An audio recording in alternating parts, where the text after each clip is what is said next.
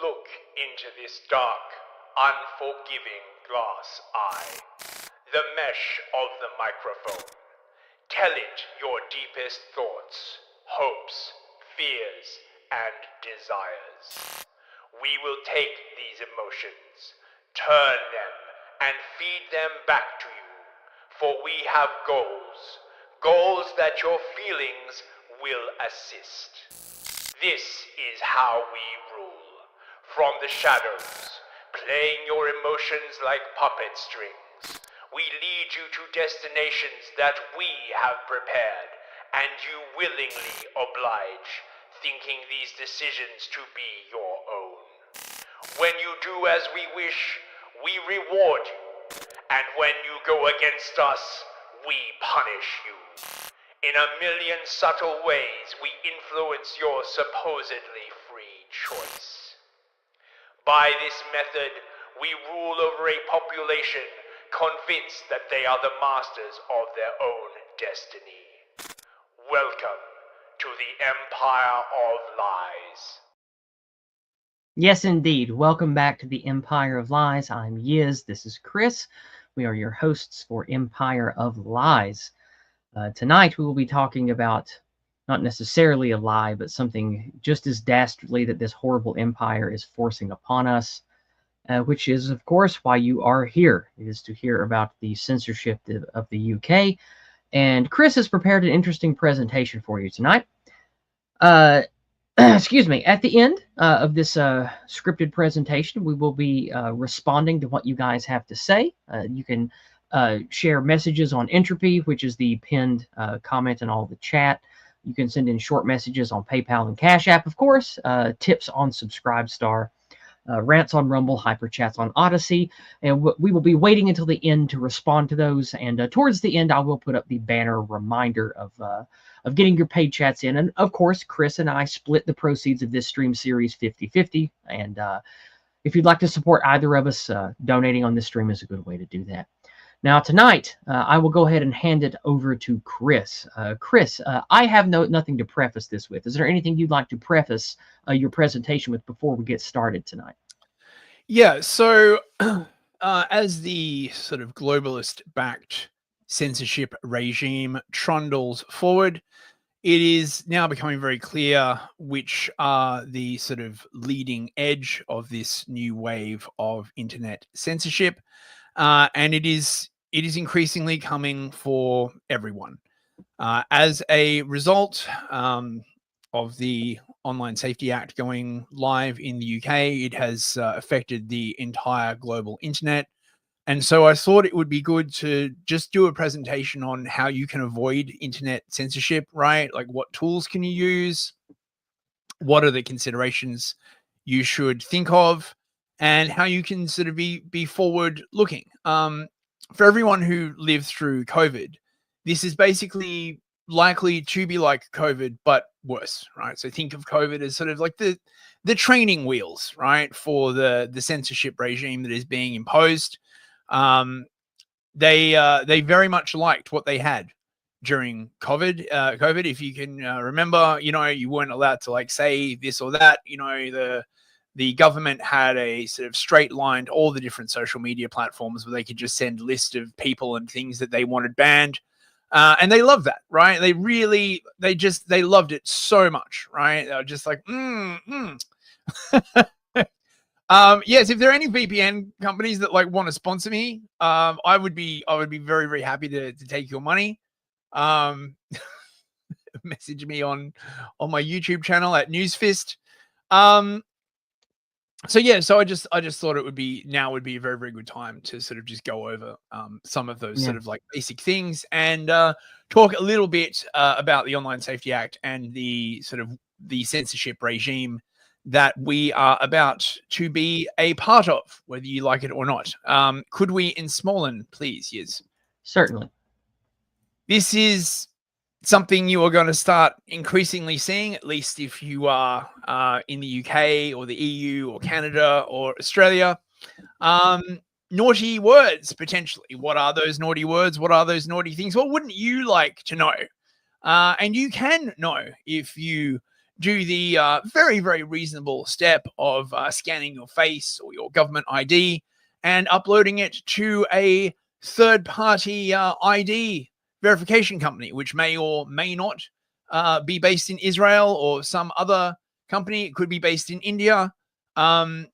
And you know, these details will definitely not get leaked for, you know, probably at least 6 months. The amount of damage that is likely to ensue through the digitization of everyone's ID is going to be brutal, and is almost certainly, by the way, just going to lead to biometrics, right? So there'll be a few of these, and then the next turn of the wheel will be like, oh, well, this is very insecure. Really? You're kidding, right? Like, and then they'll be like, well, you know, if we just use like a retina scan or a face scan or, you know, your anus print, you know, or something, right? Like, then it wouldn't be a problem. Now, I'm not essentially against the concept of digital ID per se, right? The problem is that without a robust constitution and a robust sort of rights regime that guarantee that, you know, you have access to things like banking, access to things like the government, regardless of your political beliefs, it very, very quickly turns into a way to lock people out of society who you disagree with. And of course, we've seen this many, many, many times. This is basically what culture was, and this kind of other stuff.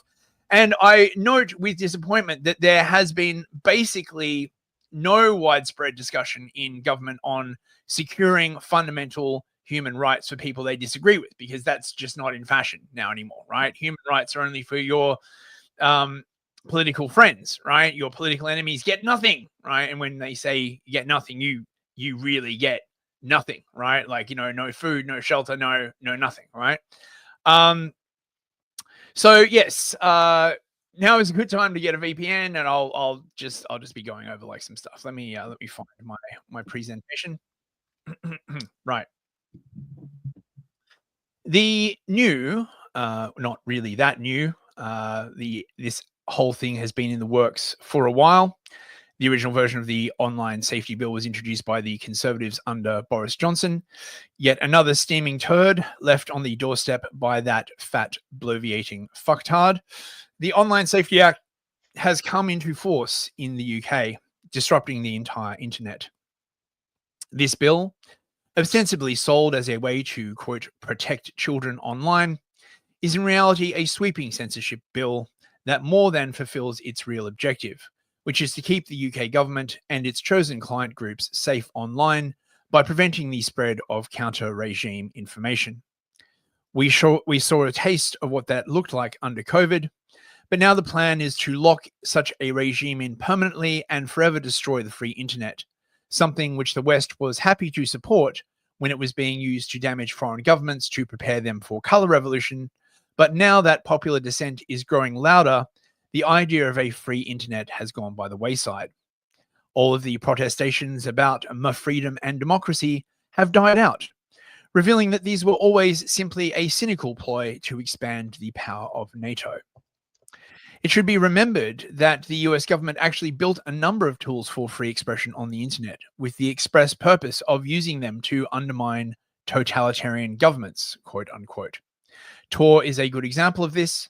Originally invented by the US Naval Research Laboratory to provide secure government communications, it was later transitioned into the public domain for the reason that in order to hide military traffic within Tor, you needed a large amount of civilian traffic so that traffic analysis would not reveal sensitive government communications. Remember, even if communication is encrypted, you can still glean information about it based upon the time that it was sent, if you know who it was sent from, who the destination is.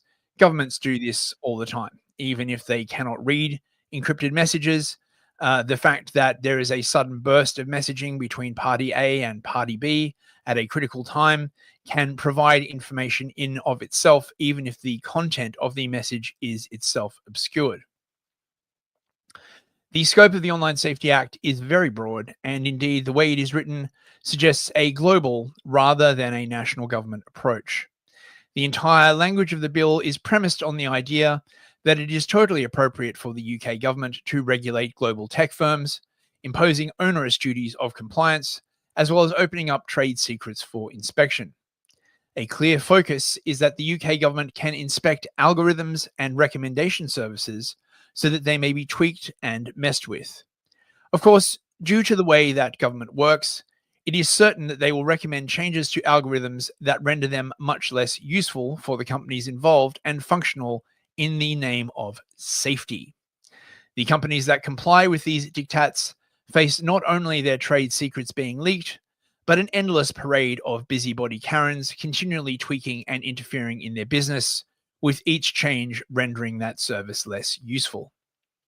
If we look at what has happened to Google Search, for example, becoming now totally useless, or Grok being neutered to the point that it now regards The Guardian and Socialist Worker as unbiased sources, this is the world that awaits us under the Online Safety Act. It should be noted that the European Union will be introducing their own version very soon, and that Australia has had this for quite a while. Australia, of course, is one of the places where the global elite like to test out their new toys before rolling them out to a wider audience due to the relatively geographically distant nature of Australia. Australia was one of the first countries to get electronic cash, and it's a lovely little sort of laboratory and playground for such elite schemes. And we saw a lot of that during the COVID era, like you brought up earlier. Remember what all we saw coming out of Australia then? Absolutely. Absolutely. The goal is clearly to harmonize all of these rules across the entire Western world and make the COVID era dream of an internet where no one can make crude jokes or criticize the government a reality. Indeed, part of the problem with the open internet is that the elites and those working in government were largely insulated from feedback from the people whose decisions they affected. From the point of view of the elites, of course, this was good and proper. They view people being angry at their decisions akin to having your dinner talk back to you. Who do these people think they are to criticize? Imagine being at a restaurant and your steak starts criticizing your choice of wine. How ludicrous. They are the elite, after all. They view people angry at their decisions akin to having your dinner talk back to you. Oh, I already said that right. Pardon me. Despite their assertions that these people are all bots or far-rightists or some other dismissive cliche, it is clear that this feedback is having an effect. The elites do not want to talk to you. They want to talk to each other. Like a peeping Tom stuck behind a telescope watching you undress in your bedroom, they are disturbed when they are seen, and eventually the criticism does get to them. There have been attempts by these groups to get away and make their own safe spaces, such as Blue Sky, but being trapped in a room with the most unhinged sections of the left is not ideal either. No. What they need is the ability to make people shut up, to speak respectfully to them, to not vent their anger, to not mock them, so that feedback can be seen and then cheerfully ignored. You can read through the definitions of online harm if you wish, but really all you need to know is that anything that assists the regime is permitted, while anything that goes against it is suppressed. There are supposed carve-outs for the content of democratic importance, but we have seen how much such assurances mean on the ground, with the real interpretation being anything that is politely phrased in the political realm, and as such can be ignored. I cannot stress this point enough. The elites are tired of your mockery. They are tired of your anger. They are tired of your crude jokes. They wish to live in a much more civilized world where they can go around and destroy your cities and your livelihood, and the most that you can say in return is, "Oh gosh, I don't like this policy very much. Perhaps you could change it," at which point they will recommend that you sign a petition, which they will then cheerfully ignore. Or use against you. Yes, or use against you, right? But it is. I can't help but noticing you put your name on this. That makes you a hater. So we're going to liquidate your assets and put you in prison. But it is the tide of vitriol that they really dislike. And I believe that they feel that the way around this is to convince most people that clapping back at the elites is hopeless, number one, and may involve punitive charges, It's number two, meaning it's that like the evil people... king. It's like the evil king or queen. Instead of responding to her court or slaves' wishes or desires for change, she simply cuts their tongues out so she doesn't have to hear them talk about it anymore. It's that kind of Yes. thing. That's what's Yes, going on. exactly. It's that kind of thing, right? So for the purpose, this is straight from the Online Safety Act. For the purposes of this section, content is content of democratic importance in relation to a user-to-user service.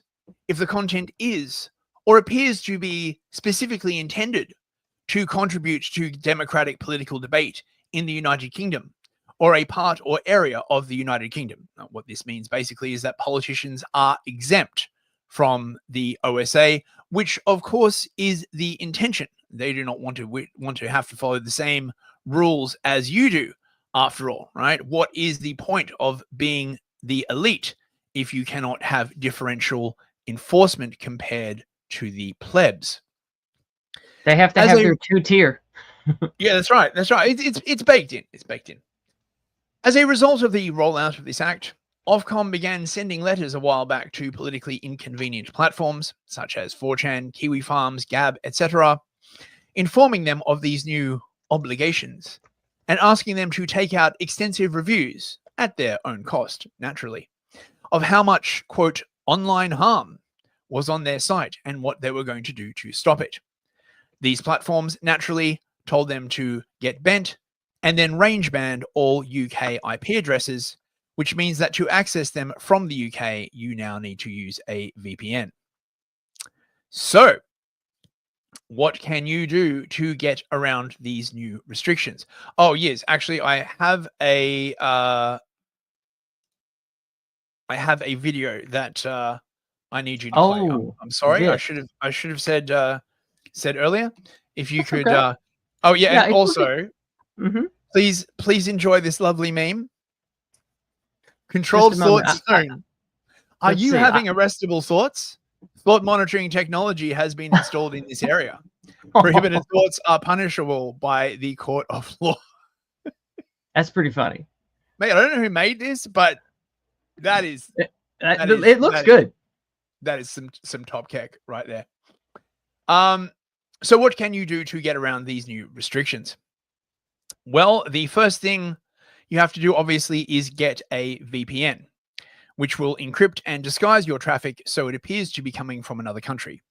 Indeed, the implementation of the Act resulted in a massive spike of people signing up for VPNs, leading Peter Kyle, the Secretary of State for, quote, Science, Innovation and Technology, to plead with people not to use VPNs because it would harm children. Yes, if you could play that video for us, please. Yeah, give me just a second. I think I tested it and the audio is pretty quiet. Let's fire it up and see what it's like here. All right, here we go. For everybody who's out there thinking of using VPNs, let me just say to you directly, verifying your age keeps a child safe, keeps children safe in our country. So let's just not try and find a way around. Just prove your age, make the internet safer for children, make it a better experience for everyone. That's surely what we should aspire to in this country. And for everybody who's out there thinking of using VPNs, This is just think of the children. What if the children do what we say, give us more authority and power because of the children? It's this again. It's always this. I hate this. Not using a VPN and verifying your identity keeps children safe. But what if I have nothing to do with children? This is so ridiculous. And it is a once again sort of like statement that has become all too common from government, which is there is a group of people that we wish to control. And as a result of that, everybody has to do that thing. I'm tired of being rolled over. Why not do a thing where everyone who is on the sex offenders registry has to register, right? Like, why not do something like that? Why not, if you get Why not busted just for... remove all of the migrants, because that's where all of this comes from anyway. So. That's right. But right, like a more sane policy would be something like, right, if you've been busted, for CP or doing dodgy stuff with kids, then you have to use an unalterable ID to access the internet. That would make far more sense. But oh no, everybody has to do it now. And, by using a VPN, you make children unsafe, bros, don't you know? Of course. This is, of course, further proof, if it was needed, that the protestations about children's safety are simply a smokescreen for government censorship. Kyle notably voted against the parliamentary grooming gangs inquiry, which involved the rape and torture of actual children. So it should be clear that child safety is not at the forefront of his mind. He is also a big supporter of mass migration. So on the one hand, he is actively supporting policies that are literally resulting in the rape and torture of children. And on the other, normal law-abiding citizens need to give up their ID so that they can browse 4chan. Fabulous. Fabulous. Now, as to how this whole thing works, a few words on sort of basic internet technology. Blocks of IP numbers, known as IP space, are assigned to various countries through regional internet registries, which operate under ICANN, which is the Global Internet Registry. You can therefore use various lookup services to determine the geographical location of any IP by seeing which country and ISP it has been assigned to. This is how internet services know which country you are browsing from. VPNs disrupt this process by encrypting your traffic between you and a server in another country, after which the request is sent out as normal, making it appear as though you are in another country.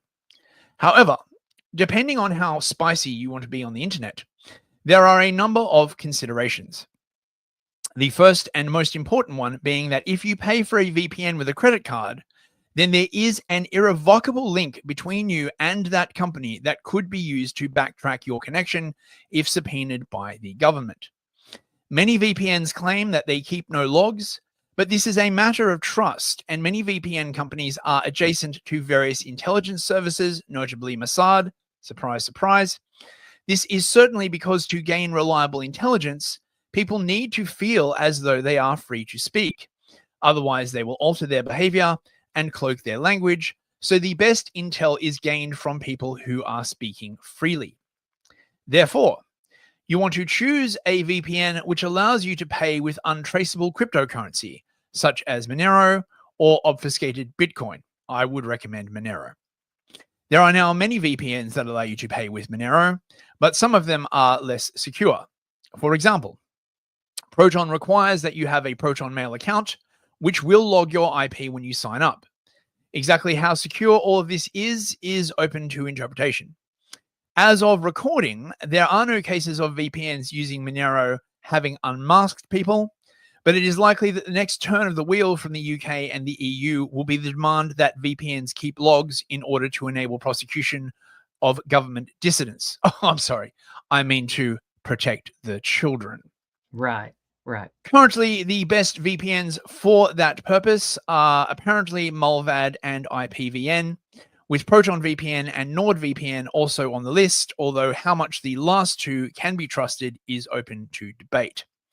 Sign up with a temporary email, such as internxt.com, temp-mail.org, or tempmailo.com. Just go to Grok, or Google's not very, very good.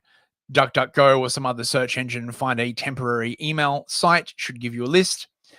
These services offer temporary email accounts that only exist while you are logged into the web page, allowing you to receive the confirmation email and login number after paying for a VPN, and then they disappear. Please note that unlike other email accounts, some of these services will not allow you to access this address again after it is closed. So do not use these for anything that might require password recovery, right? So, like it's a one-time use email. Once you log out of the web page, it disappears. So here's on the screen is like just a list. I got this from Grok, Mullvad, IVPN, Proton, and NordVPN. They all accept Monero. This is a point that I was going to talk about later, but Big O's beat me to it. Yeah, I know, right? It is just there is no amount of hypocrisy above that's beyond the anti-whites. Like the people who hate whites and want to perpetrate anti-whiteism and keep this narrative going, they will prostrate themselves and beclown themselves to any level just to keep harming us. It's ridiculous. Oh no, they care for the children. Oh, they care. Oh, spare me your bleeding heart crap. We know you don't care, right? This is about the continuation of the regime and the continuation of policies that have been disastrous for the native populations of these countries in aid of a transformative agenda. And I would say that they know very well that these policies are likely to cause unrest, but they are unwilling to change their direction of travel because it is global governance that really rules these countries now, not the people in them. There are reports that countries are beginning to block VPN sites via DNS. This is mainly in Australia so far. I imagine it'll be in the UK and Canada very, very soon. DNS, or the domain name service, is the way that you turn a web address, such as www.newsfist.net, into an IP number. Right? Remember, the internet ultimately still works on numbers.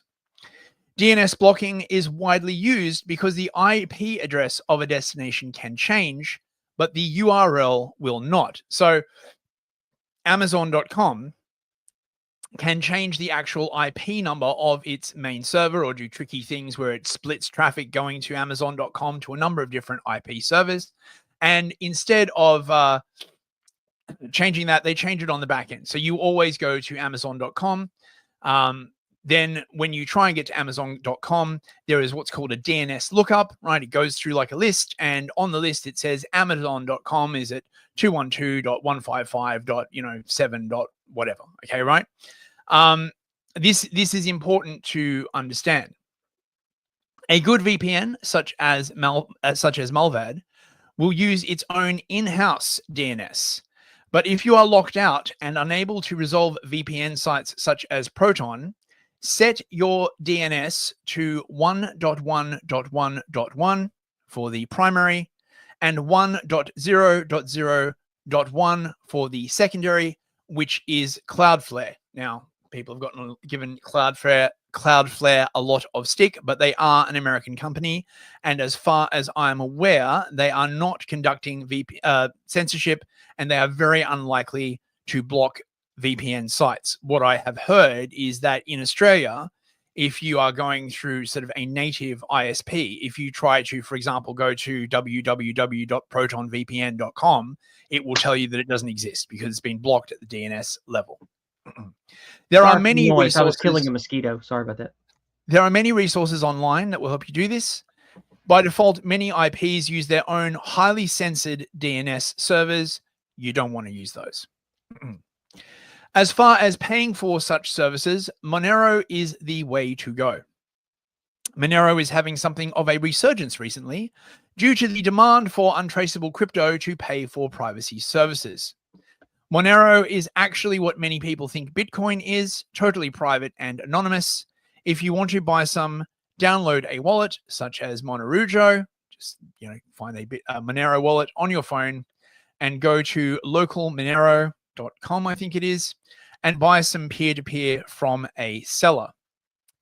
If you do not have a crypto account, now is probably a good time to make one.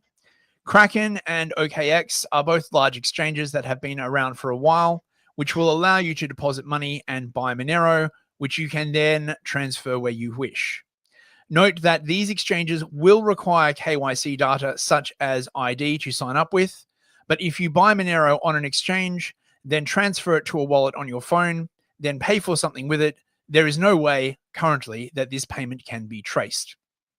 Another thing to consider, is where social media platforms believe that you are located.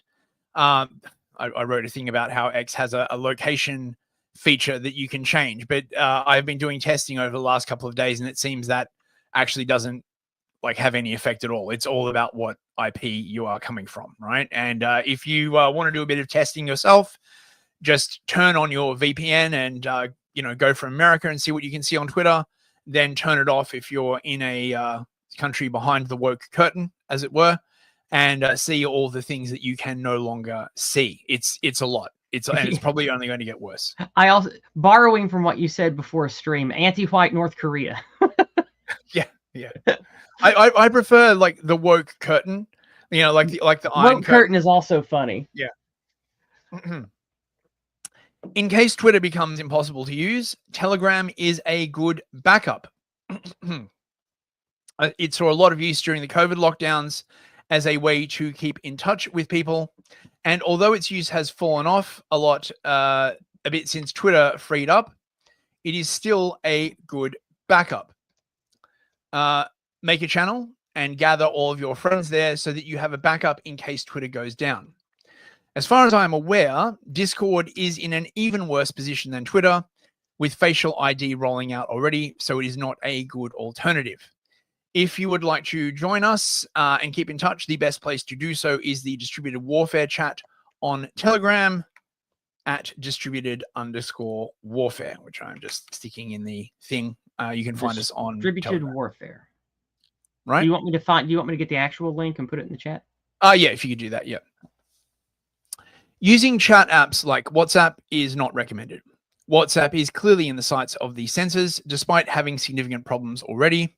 The plan seems to be to either break end-to-end encryption or have a program on your phone that will scan, record, and accept or reject messages before you send them. Also note that because of the way that WhatsApp handles backups, all of your WhatsApp messages are backed up on your phone. So if access to your device can be gained, all of your messages can be read. That you can delete these backups, but most people do not. Always remember that it is not just your safety that you have to worry about. If the person you are talking to has their device compromised, then your chats will also be compromised. I do not know how safe Signal is. Despite protestations about its safety, it is glowy adjacent, and there have been a number of high-profile incidents, such as the Hegseth leaks, that suggest that certain intelligence agencies have exploits that work on Signal. It is hard to say how much Chris, of a problem this is. Chris, sorry? Just a second. I can't find Distributed Warfare on Twitter. No, on Telegram. Oh, Telegram. Oh, sorry. Yeah, the whole section was about Telegram use. I'm sorry. My brain missed that. I'm sorry.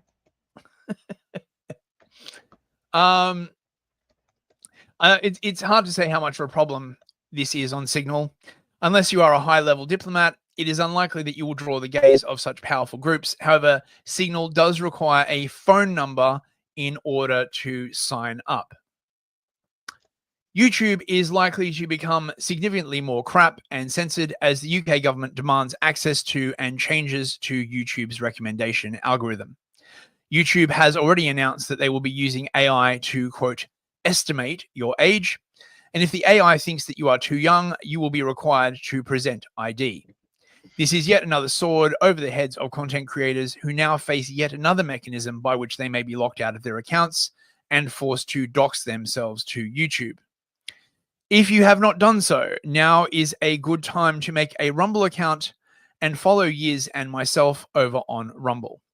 Rumble has its problems. Their recommendation algo is terrible, but they are very pro-free speech, and they do not have the onerous copyright restrictions that plague YouTube. It's one of the reasons I like Entropy a lot as well. Like I've spoken to the people who operate Entropy because it's a very small team. I've been with them for years since they were tiny, and they are very adamant and also on our side of things, if you know what I mean. And they're good people. That's why I try to support Entropy and ask people who want to financially contribute to use Entropy, because I like the people and they talk to me and they're definitely on our side of things. Yeah, and Entropy is based. Increasingly, basically what's happening, of course, and this has been the case for a while since COVID, is that there is, a political divide.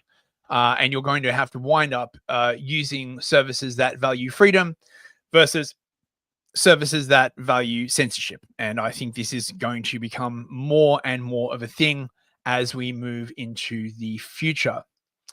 In the event that the UK or Australia or Canada begins force majeure measures, such as blocking encrypted VPN traffic at an ISP level, which they could technically do, there is always Starlink, which is an ISP in its own right that follows US law that you can use anywhere in the world. It is a bit pricey, but what price? Freedom, right? So also, given how rabid Elon Musk is about free speech, I find it very unlikely that Starlink would start like poisoning DNSs or blocking traffic at a sort of like low level. So there is always that to consider.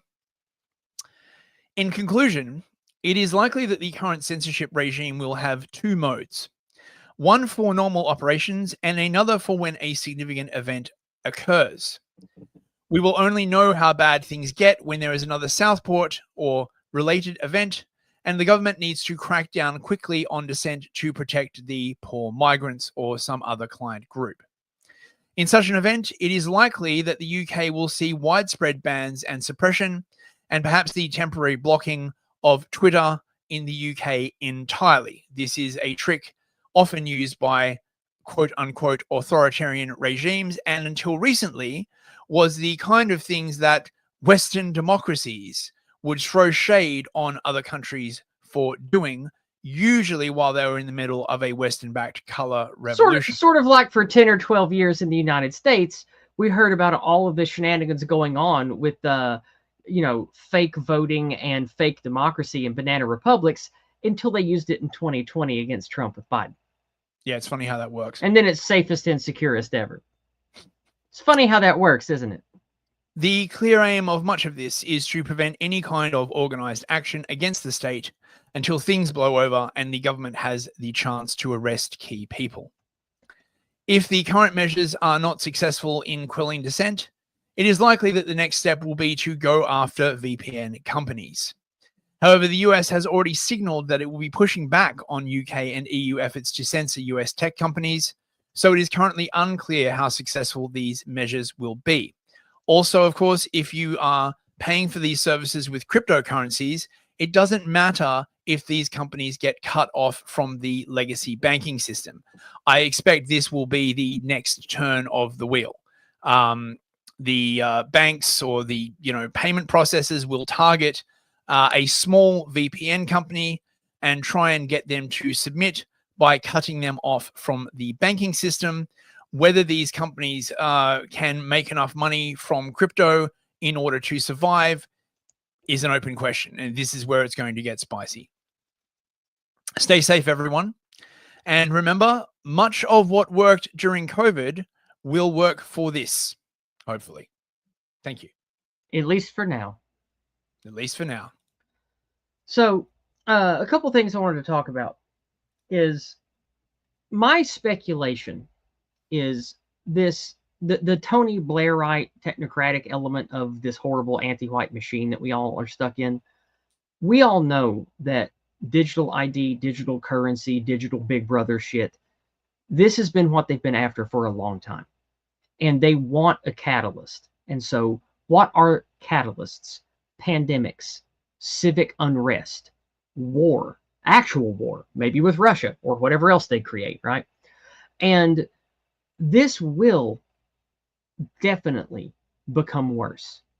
It might even come to the United States. Who knows where things are headed? But at least for now, it seems a lot better here. But if you've learned anything from this channel, it should be to notice patterns, to recognize the things being done to us are not a democratic process. They are not emergent behavior of either the common man or so-called elites. This is purposeful, structured. There are Machiavellian, motivated people working in small groups at the top to implement these things and to nudge. And hopefully all my listeners know what a nudge unit is and know what I mean by nudging now. We are being nudged all the time every day. And the people that are wanting this type of authoritarian technocratic garbage, they know what they're doing. They are preparing you, cajoling you, brainwashing you, and worse, brainwashing young people that don't know any better. And honestly, it doesn't matter how smart you are. Chris and I were talking about this before the stream. If you grow up in a sea of propaganda, you don't know any better. If everyone and everything around you, a preacher from a pulpit, the man on TV, the politician, if they all say the same message and the history books say the same message, it doesn't matter how smart and clever you are. It's very, very difficult to see through that as a young person. It takes a lot of years and a lot of cultivated wisdom. And remember, cephalic development, or whatever they call the development of the front end of the brain that is your real reasoning, that doesn't really finish in people till the late 20s. Well, by then, who knows? Maybe you're transgender at that point and you've cut your parts off. Maybe you've made horrible life choices and you've destroyed all connections to your family because they were Christian or whatever. Like, this kind of thing has been pushed on us for decades and decades, and they want more control. They want more access to your thoughts, your behavior, etc. And so I don't want you to think you can vote your way out of this, is where I'm going with this. I don't want you to think that going to a protest or holding a sign or signing a petition will end any of this. It will not. It is very important for you to embrace that and understand that. The only future that we will have is the future that we wrestle control from these monsters. And so if you care at all, you will be invested and organized with people around you. And I'm not saying you have to like go to war, but at least with education, church, friend groups, family groups, caring about your local community, the people literally around you that you live with. And if you live in an area worth preserving, you have to mafia up. You need a city watch. You need to know the movers and shakers in your community, and whether they're a friend or an enemy. If they're an enemy, you need to know how to force them out and replace them with somebody who is a friend. This will fall on the shoulders of every single regular man and woman in our society if this continues. And so you have to be ready for that. You have to think about that. And if you're a parent, you have to raise your children to know what kind of world that they are inheriting. So this is a good way to sort of introduce people into that, getting them used to using a VPN, getting them used to using the right words, getting them used to associating with the right people. This is, a good way to start walking people in. Just like we talked about with COVID, it's a good way to start getting people introduced to the dissident way of thinking and being. So that's one of the things I wanted to talk about.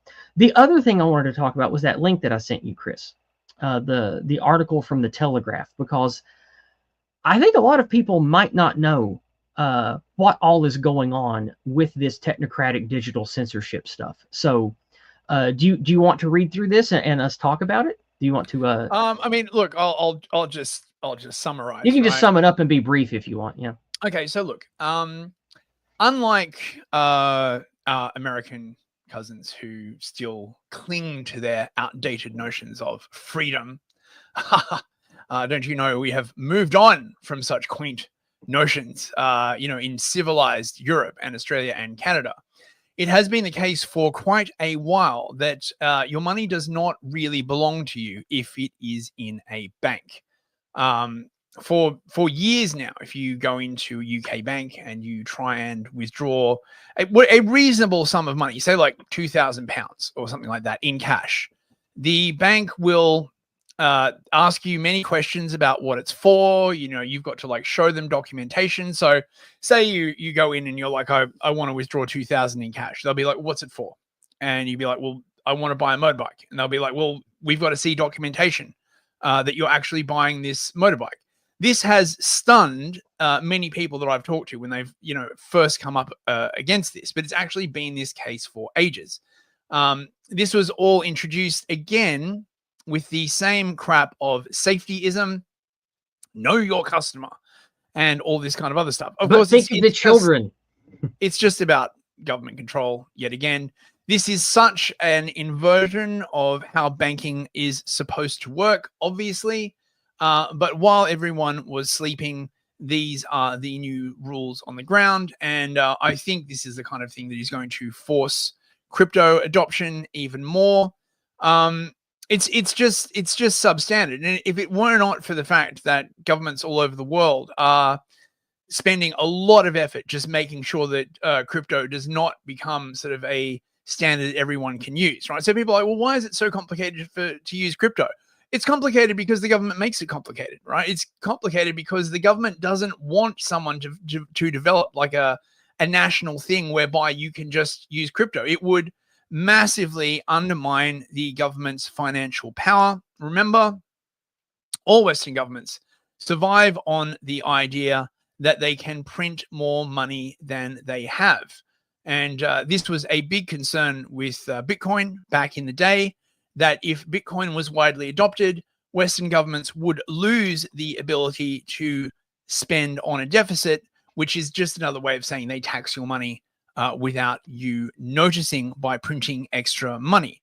And people, of course, are really, really sick of this. And this is one of the reasons that Bitcoin... They steal from the future you and children that haven't been born yet for their crazy spending projects. That's right. That's right. Most of which now seem to involve giving everything you have to migrants. Yay. So this is just another sort of example of the same kind of like stuff. By large payments, I believe they basically mean sort of anything. I think it's anything over 800 pounds, right? Anything over 800 pounds. Now that is not a large payment, right? So like, 800 pounds. That's not a single payment for a lot of things we have to pay for. Yep. I mean, that's not even a month's rent in London, right? Like not even close, right? Pretty soon that'll be your monthly power bill. And of course, as inflation marches on, they always set these limits, right? And then as inflation marches on, the amount of like money that it's actually worth goes down and down and down. So eventually they have the ability to just stop any financial transaction they like for 4 days. You've got to pay your rent. Well, tough shit. Well, you need to sell your house. Well, tough shit, right? Like, they're just really all about this. And I do not believe for 1 second that this will not be applied for political crimes, right? This is just another sort of like stealth debanking measure. Mm-hmm. And this is the kind of thing I can't speak for Australia and Canada, but I would be very, very surprised if they didn't have the same rules there as well. So just be aware that money in the bank it's not yours, right? It's the government's, basically. I have a good joke for you. It is from Alex in the chat. Yeah, it's pretty good. Yeah, exactly. It's pretty good. Exactly. So right. I wanted to bring this up to let you know that it's not just going to be social media and what you want to look at or say on the internet. This is coming full spectrum across all aspects of our civilization. And with the way that we see AI being misused, I found something earlier today that I wish I would have had a week or so ago, where we talked about the possibilities of an AI future and what disasters that could be. I haven't fully read it because I'll probably use it for a dragon next Monday on Discordant Dragons. But apparently there are people that work in law, judges or something like that. I haven't fully read the article, but for law prognoses, they are using AI that will hallucinate cases and case law, and then real judges and attorneys will act upon it to achieve sentencing or determine fines. And it's I mean, DEI judges. The judge in this case is clear DEI. Oh yeah. It's obvious white erasure hire, but still, like, this is coming at us full spectrum, and it seems that that everything in our modern civilization basically runs on some kind of digitized something. And so the more that you've got competency crisis, the biological white erasure, the meritocracy destruction, all this other stuff going on. On top of that, the people that need to make the systems work are not only being punished and erased, but you have bad systems being implemented for evil reasons. So just be aware of what we are going to be going into. Like, I don't think that a golden age is coming. I think that a digital dark age is coming. That's what I fear. And I hope I'm wrong. I hope that stronger hearts and better minds prevail and save us from it. But I am not so optimistic anymore. It seems like the people with all of the power and control are hell bent on putting us into a horrific dark age. And I mean, you need to be prepared for that. Like, have your money in things like gold and silver, ammunition, firearms, things that you can utilize, like quality tools, things that you can trade that have intrinsic value, diversifying your financial portfolio. For those of you with plenty of excess wealth, have it spread out around the world. Have a healthy crypto portfolio. Have some Bitcoin, things like that. Like, we are headed into some dark times, I'm afraid. And we need to be prepared, and we need to network, or we're not going to make it. And it's not just about the political side of things. It's financial, trade, travel. I worry that we're about to hit hard times across every strata of our civilization. And that's why talking about banking and money was something I wanted to bring up tonight. We just sort of go along with what I talked about at first. To be fair, these people are now on the opposite side of all of the most creative computer people in the world, right? The people that made Tor, the people that made Bitcoin, the people that like wrote the internet protocol, all of these kinds of people are very, very pro freedom, right? So I expect there is going to be significant technical pushback from, the cypherpunks, or just, sort of the people who want to use technology for freedom. So it's going to be interesting to see what other tools develop. But again, we're likely to wind up in a situation where you have like the normie class who is sort of insulated from, these things. Oh, I didn't see it on YouTube, right? Like, and the sort of much more highly informed, sort of technically aware class, which I think is basically sort of like what they want. With the advent of open Twitter, a lot of the opinions of the informed class started leaking out into the normie class, and they don't like that at all. No, they don't. No, they don't. Yeah. They want everybody who works the machine to be on the anti-white plantation. Do we have super chats? We do. Let's go ahead and move to those because we only have 5 minutes left. Let's embiggen. Let's embiggen. Whee! Up we go. All right. First in tonight was Stumbling, kind of with a joke. For $5, chat moderator Stumbling, thank you, Stumbling, says, wealthy people don't sit on literal mountains of gold hoarding it, then complain when anyone takes it and puts it to good use. That's Africans. That's pretty funny, Stumbling. That's pretty funny. And again, longtime friend, OGC bro, and supporter of Israel is my good friend Hunger Merchant, who will be on Discord Dragons again soon. Hunger sends us $20. Thank you very much. Thanks, Hunger. Yeah, thank you. It's a good payment. Thank you. He says, excellent work tonight, friends. God bless you both, and never forget to support the great nation of Israel. Well, thank you very much, Hunger. You're always kind with your dollars, and I appreciate it, friend. Thank you so much. And we have our good friend Dawn Browning, always with us in chat. She sends us $10 US, and like usual, 2 white hearts and 2 emojis to support us, and says, keeping you safe. Laugh emoji. yeah, it's laughable. It's laughable. Thanks, Dawn. Appreciate it. All right. So that's it. I will refresh the other sites one more time, but I don't think anything else has come in. No, nothing on Cash App. No rants on Rumble. No hyper chats on Odyssey. So we are good. Thank you to everyone for tuning in for this next installment of Empire of Lies. Again, it is hot and muggy, and I'm about to die. I have felt under the weather for weeks. I am not in my best. Soon, hopefully, I will be. Chris and I will return Monday with Happening TV and, of course, Discordant Dragons. But tomorrow night, the guest that I had on Monday on Discordant Dragons, Chris, you'll be streaming with him tomorrow. Would you like to talk about that and shill for it before we leave? Yes, I will be streaming on Rhetorically Defective's channel tomorrow night. I'm not exactly sure of the time. We're going to be talking about white-only spaces, and is it a good idea? We've got like a bunch of like video and stuff like that. There's a lot of stuff about the return to the land thing in Arkansas.